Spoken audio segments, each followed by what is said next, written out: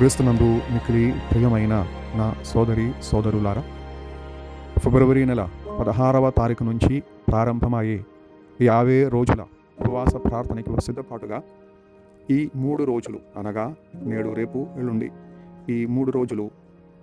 రోజుల ఉపవాస ప్రార్థనగా మనం ఆచరిస్తున్నాము. సత్య స్త్రీ సభ దానిలో ప్రత్యేకముగా మన శిరోమలబార్ స్త్రీ సభ ఈ యొక్క ఉపవాస చటమును మనకు బోధిస్తుంది. ప్రియమైన సోదరి సోదరులారా, మా జీవితంలో మనం దేవుని నుంచి దూరం అయిపోయి ఉన్నామని, పాపములు పెరిగి వస్తున్నాయని, రోగములు కష్టములు పెరిగి వస్తున్నాయని మనకు అనిపించినప్పుడు ఆ పాపముల నుంచి, ఆ రోగముల నుంచి విడుదల పొంది ఈ రోగములు లేకపోతే సమస్యలు ద్వారా దేవుడు తన యొక్క కనికరం మా మీద చూపటి మనలను దేవుని వైపు మలచడానికి, దేవుడు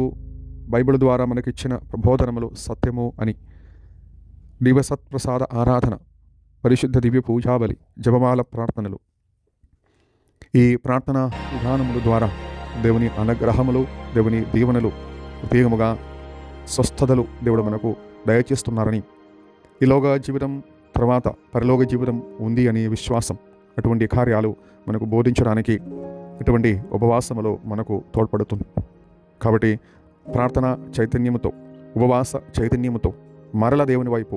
మరల మన పాపాలు దేవుని సన్నిధిలో ఒప్పుకొని, మీరు గమనించి ఉన్నట్లయితే ఈరోజు సత్యశ్రీ సభ మనకిచ్చిన 4 పఠనాలలో కూడా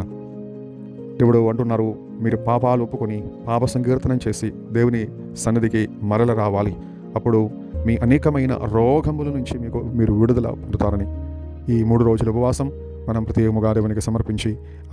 జీవితంలో మార్పులు రావాలని, దేవుని అనుగ్రహం రావాలని, దేవుని